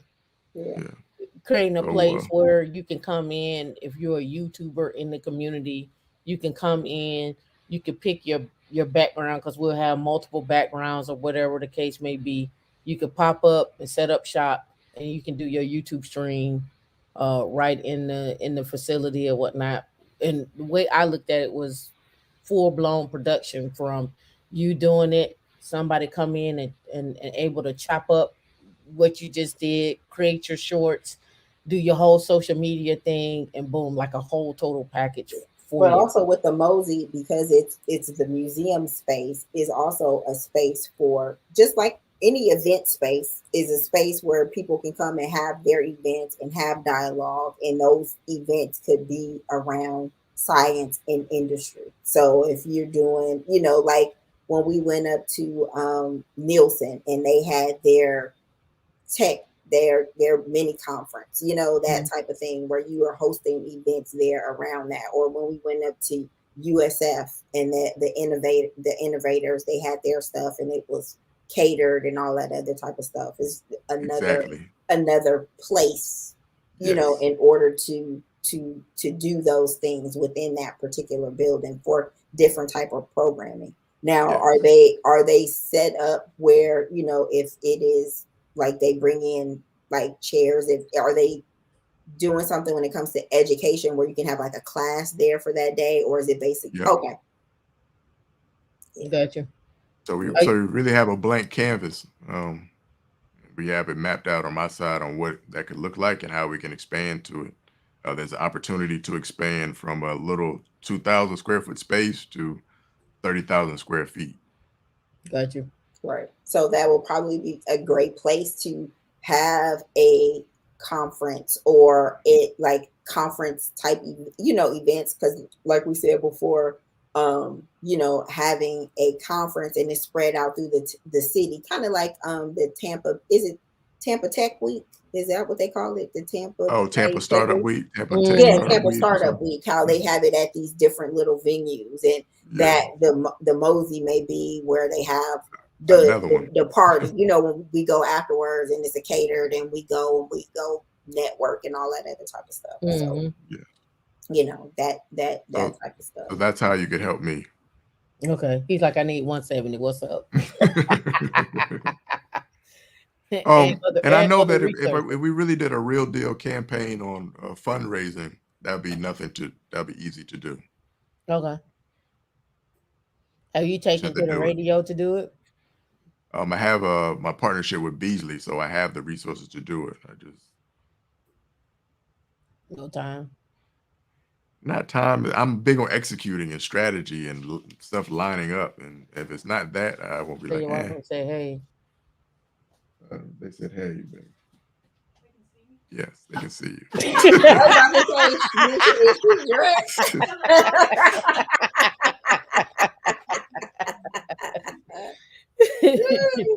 Next time she'll knock. Yeah, like it's Christmas Eve. What are you doing working? You need to come in here with the family. But I'm you know, like, it's not working when you love what you do. right. Hey, We fellowship and we are. We are with family. We I'm fellowship with surprised Kim family. ain't poured us a drink, and we've been on here that long. But I couldn't stand by the wayside and keep talking in the private chat about it. I appreciate you. That means I About was what we do. Huh? provoking you. I said I'm gonna make her come on. I'm gonna make her get on the camera. But why you even on camera before you get off, I wanted to share this too. So I had looked this up and I know about this because I was actually helping someone build out a data center, but they were using DigitalOcean for their data center. But this right here, I looked this up, it's called Rat Bunker. This is a black owned data center here. Let me go back. They see, how did I find them? I found them on one of these websites, but anyway, Rat Bunker is a black owned data center. Now when we talk about being something that we own, we still got to get down to the other core things. We don't make the computers either, right? We're there's always some part Or of the it, right? chips. We don't make the computers or the chips or the memory. So there's still that there. Now there is a guy.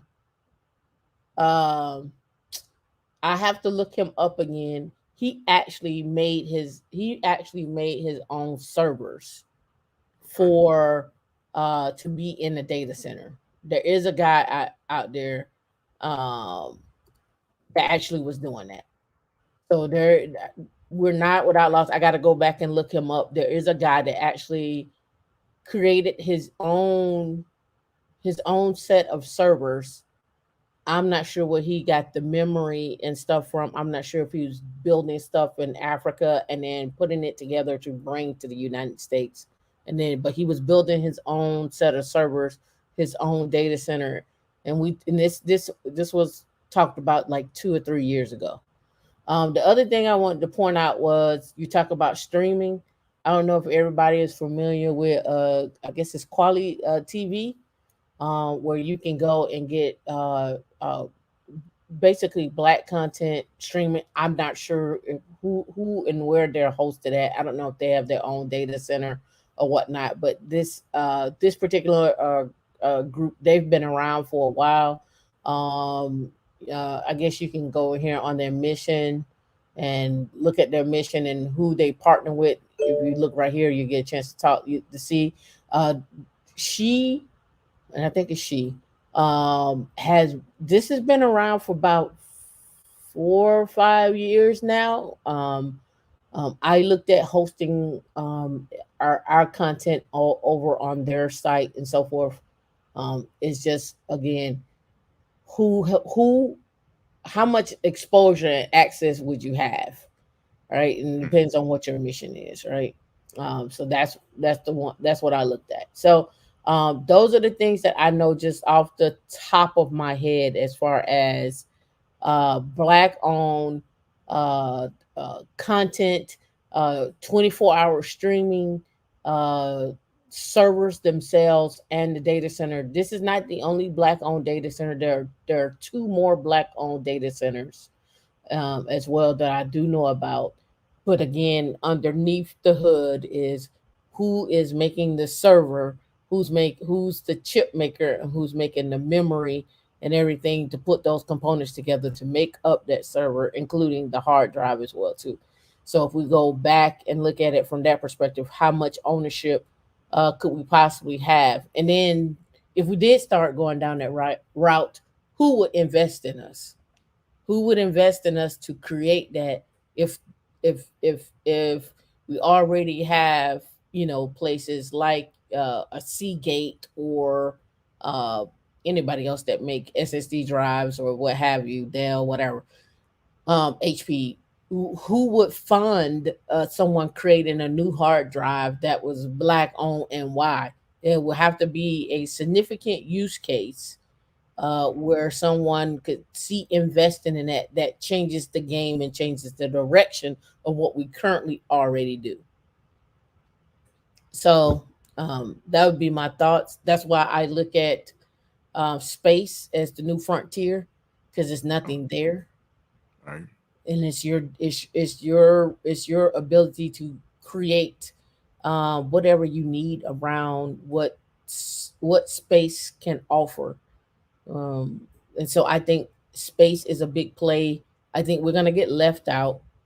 Um, I think we're gonna get preoccupied with the whole metaverse thing and not realize that this whole thing over here, is going on in space and so forth. I just think that's a place that we're gonna get left out. I'm working my darnest not to be left out of that space because it's super huge. I can't say what I do know. I just know that what's coming down the pipe. If we look at Red Arsenal in Huntsville, looking to hire 3,400 people right now, and Space Force is moving there, which is going to probably be another 5,000 people. You're talking 10,000 families, and you can divide families up however you want to. That's going to need a place to eat, some activities, uh, a car, some type of transportation system, some type of system outside of work, how you commute, how environmental, the whole nine, that is going to be needed. And how do you get into that space in order to maintain that for those that are probably black that live in those areas, because as they, it's only so much you can live around the base or whatever, and it's going to keep expanding. So those are the things that I look at. Okay. Yeah, there's definitely a lot of opportunity in space. I know that. Space, even with the NFTs in space, right? NFTs of space pictures, NFTs of cars, NFTs of space cars. We was watching a young guy today that came from Indiana down to Florida that took his Silverado truck and put big floating tires on it and drove it out into the Gulf of Mexico down in Bradenton, as a boat. Wow. So now you think about, what is he, not to say that he's onto something, but what if somebody saw that and that sparked? Because we already had the Jeeps that can go in the water, right? Right. But what is that? What kind of conversation does that spark on what does a boat actually look like? Right. Does a boat actually look like a boat, or does it look like a car? Like do I get a car that is a car by day and a boat at night, in the in evening? the I do evening, yeah, right? I was just me and even the car. I think Wyclef Jean had it in his video decades ago. Was the little boat car? I think it was a little. I think it was. I want to say it could go underwater. It could go over water. It was a little submarine, but he had it in a video a decade ago. But again, we're coming to forward with ideas, EV, and the whole nine, and I just don't want us to miss out. That's it. Let's keep doing our work and putting our efforts into caring about the industry and innovating. That's all I I'm can with say. you. I'm with you. I D, appreciate you having me on the show. you're welcome, man. I appreciate you coming out. I know there was a lot going on in the chat. People were chatting it up here and whatnot, and I appreciate everybody. And I'm gonna let you get out of here. And I'm gonna bring D back up before we get out here and tell your wife we said hey, she was on the show. Will do. Thank y'all. You're welcome. Have a good one. Happy holidays. Happy holiday to you too. Bye. Bye. Thank you. Thank you, D. Peace. All right. What's going on, D?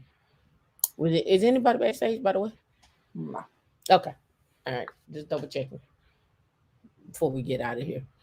All right. So we want to make sure we say thank you to Derek. Also, happy holidays. It's not Christmas just yet, but it's Christmas. Hopefully, you will make it the next 4 hours for those that are in the other time zone, and it's already Christmas. If you don't celebrate Christmas, happy holidays. If you do, happy Merry Christmas. I hope that you are everybody's out there safe. Have a couple of drinks. Fran, what's up? You drinking? You drinking or what, Fran? What's up? What you doing, Fran? I'm all for the Merry Ho Ho. I did not expect to be on the live at all. Looking green. Huh? Looking green. I'm festive though. I'm festive. I changed my light to green yesterday, so I got a new light for Christmas. What is it that what did y'all out there in YouTube land? Did y'all get your Christmas presents yet? Or did you get what you want, or what did you want that you didn't get? Speaking of, as a matter of fact, D, let's do this. Let's go ahead and do a Christmas giveaway. I forgot about that. It is Christmas. You want to do that tomorrow on Christmas? Nah, let's do it now. I can do one tonight and one tomorrow. Okay. All right. So, what are you thinking? Whenever I say something, you always throw me under the bus. So we're going to do a dealer's choice for Christmas. Are we giving away a gift card, or are we giving away something from give away something on the website, and I can package it up and send it out? Okay. Let me see. I'm waiting for the after Christmas sales too.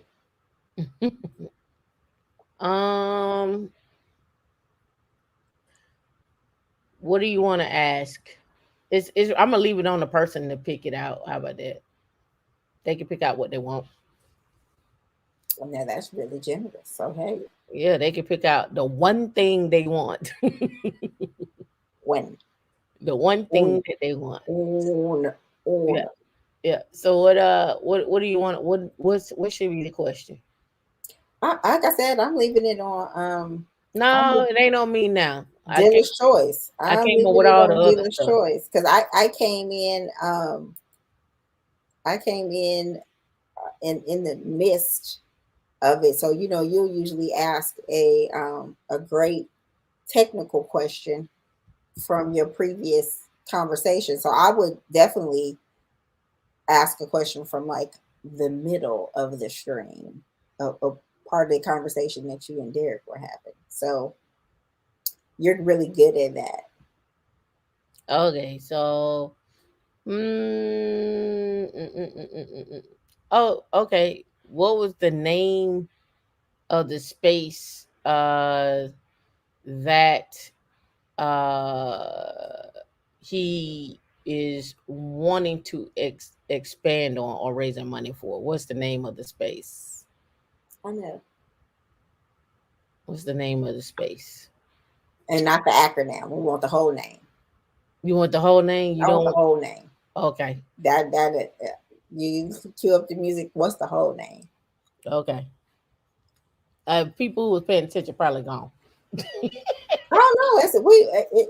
It's been fixed. Can you? Nope, that's not it. You close though, but we need the whole name. We need to know what the acronym stands for. So you close, but no cigar. What's going on, Kevin?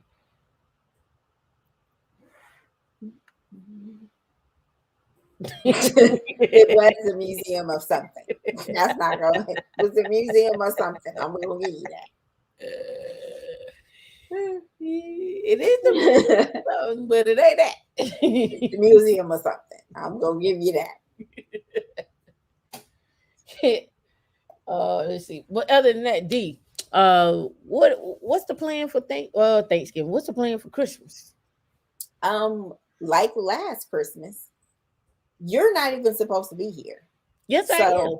I am. No, you're not. You're supposed to be in Atlanta. I am supposed to be here. No, you're not. I am. I'm going to Atlanta. No. I said I'm going to Atlanta for Christmas. Christmas to me is this whole entire month. You're supposed to be gone then. I can pick and choose today. You're supposed to be gone. So, for me, what I was planning on Christmas, number one, was to clean up, because my gifts are all going to be digital this year. I was going to clean up, maybe put on some, some festive pajamas and, talk to my family. I don't know about what I was going to eat. But if you're here, you're going to be hungry. So we'll probably go to somebody's bar, possibly Ruth Chris, and have Christmas dinner if you're still here. But knowing you might get on the road. So what? You didn't know we was living it like that in Tampa? I don't know why you didn't know that. Well, hey, I say I want it to be the best kept secret, so people cannot keep knowing about it. And it's just like any metro area, there's different parts of it. So Tampa Bay encompasses like 5 different counties. And that place, Cassis, was that they were sitting at is downtown St. Pete. Yeah, so it is. It's a nice place. It is a very nice place. Yep, Cassis is downtown, and there's everything in between as well. So it's a very livable city. I call it my big small town. Yeah, here's Cassis right here. So that's Cassis. If you keep going forward, there is Bella Brava over here. I passed it. It's back there on the corner. Nobody wants a tour. We're here for the giveaway. We are. I'm waiting for somebody. We are for the giveaway. I'm waiting for somebody to put it in the thing. It's over. They didn't get it. It's over. It's not over. It's never. It is. Over. It's over. Okay. Nobody got it. Let's do the next one. Let's do the next one. All right. The next one is. What are you doing? Put the tour back up. No, because it's going too fast. No, put the tour back up. Oh, somebody got it. I don't see it. And Tammy got it. Oh, okay. Woohoo! So Tammy, are you in Slack? If you are in Slack, you need to message me in Slack and let me know what you picked out and give me your address and I will get that sent out. So let me know if you are in Slack, and I'll get that sent out to you. It may be some delay from the holidays, but hopefully not. Do you want to let me give you a tour?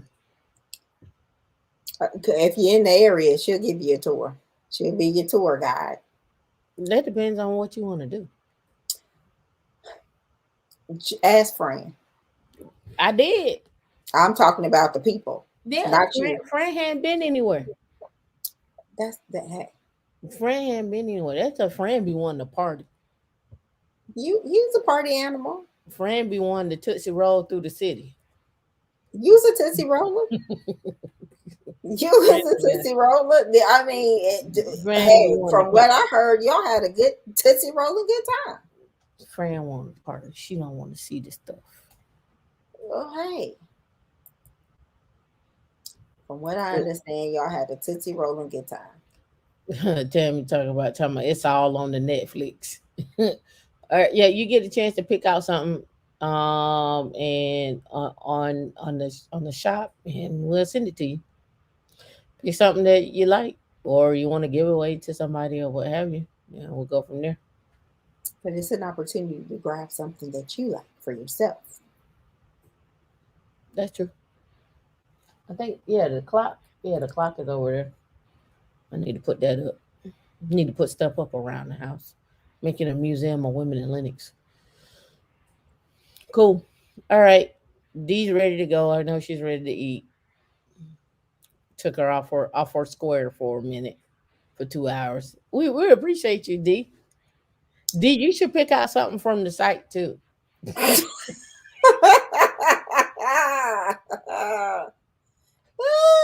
That's not the site I want to pick something off of. What site do you want to pick something out from? I mean, hey, I can go for the Nordstroms.com or, the Amazon.com, something like that. And what would this encompass? You know me, I'm simple. I'm not sure. A onesie? That's cute. You were supposed to give me a Grinch onesie, and I haven't seen it yet. I got a light that turns green. Getting close. I got a light, and my light is really spectacular. The only thing that I don't like about my light is that it does not have a remote for the light. Yes, it does. No, it has. The remote is to take pictures. So if it's supposed to come with two remotes, we need to contact the people, because that remote is just if you are taking pictures with your camera. Oh. So that is that. Oh no, it may be an app to it, so you may want to look at that. Because how does that dongle or that device hook up to your phone? Is it some type? It doesn't. I don't know. I didn't read that far. I just hooked it up for light purposes. I didn't want it for picture taking. So it may be an app. I don't know. I mean, because when you and it might be a cord, because I know when you have that what's that camera stick with the long stick, and you put your phone in there, usually it's like a little cord that goes in there, and or it's Bluetooth. Maybe. I'm not sure. Mine is Bluetooth. We'll see. All right, people, it's been real. Nobody came up. We gave you the opportunity for you to say happy holidays to the peoples and so forth. But if you have nothing, I have no more to give. Merry ho ho. We'll see you tomorrow. Yeah, we'll go live tomorrow. Same times. Obviously, the grind don't stop. I got to work on the Christmas Eve and Christmas.